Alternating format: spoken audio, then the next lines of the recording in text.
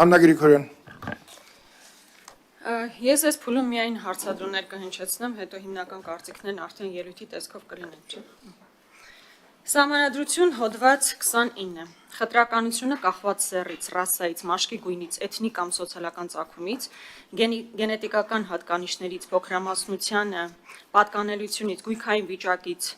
ծննդից, հաշմանդամությունից, տարիքից կամ անձնական կամ սոցիալական բնույթի այլ հանգամանքներից արգելվում է։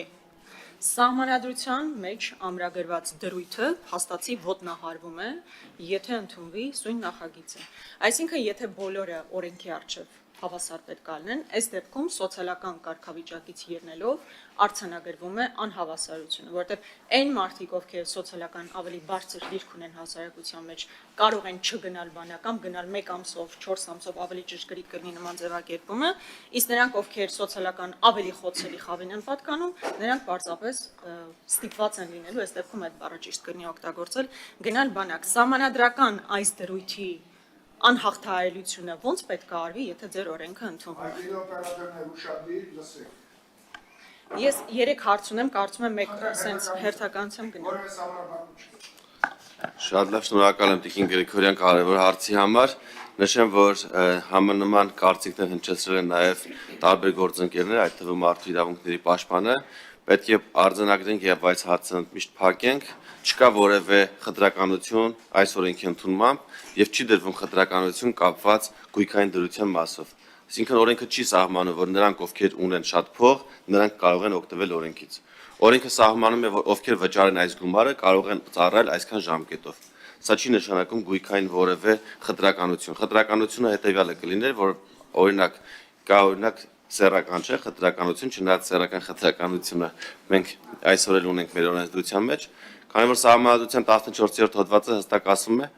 Հայաստանի Հանրապետության ցանկացած քաղաքացի օրենքով սահմանված կարգով պետք է մասնակցի Հայաստանի Հանրապետության պաշտպանությանը։ 28-29-րդ հոդվածները ասում են, որ բոլորը հավասար են օրենքի առաջ եւ խտրականություն կապված սեռից, տարիքից, մաշկի գույնից կամ կրոնական հայացքներից նաև գույքային դրությունից չի կարող դրվել։ Բայց մենք, երբ գնում ենք եւ նայում ենք պարտադիր զինվորական ծառայության մասին օրենքը, տեսնում ենք, որ Հայաստանի Հանրապետության պարտադիր զինվորական ծառայության ենթակային 18-ից 27 տարեկան արարական սեռի քաղաքացիները եւ կանանց մասով բան չկա գրած, այստեղ նույնպես չկա խտրականություն, քանի որ կանայք այլ կերպ են մասնակցում Հայաստանի Հանրապետության պաշտպանության օրենքով սահմանված կարգով։ Եվ որևէ խտրականություն օրենքը չի սահմանում ոչ իգական սեռի քաղաքացիների, ոչ արարական սեռի քաղաքացիների համար եւ ոչ էլ գույքային դրությամբ, քանի որ ինչպես արդեն նշեցի սկզբից, մեկ անգամ եւս կրկնեմ, օրենքը չի սահմանում, որ ովքեր ունեն այսինչ գույքային իրավիճակը միայն իրենք կարող են օգտվել օրենքից։ Օրենքը սահմանում է, որ բոլորը կարող են օգտվել օրենքից, ովքեր կվճարեն սահմանված վճարները։ Եվ նաեւ երբ նայում եք արդեն այս պայն գործող 27-ից 37 տարեկան քաղաքացիների մասին օրենքը, որը շատ հաջող կիրառվում է, տեսնում ենք, որ մեր քաղաքացիները օգտվում են եւ այս օրենքը չի վիճակվել սահմանադրական դատարանում եւ հակասահմանադրական որևէ տար բնականաբար չի կարող լինել։ Սա այս օրենքը այն մյուս օրենքի շարունակական տրամաբանությունն է։ Մենք ինչ ենք առաջարկում։ Մեր այն քաղաքացիները, ովքեր 26, 23, 25 տարեկան են եւ գտնվում են հետախուզման մեջ, նշենք, որ հետախուզման մեջ գտնվող քաղաքացիների թիվը մի քանի հազար է,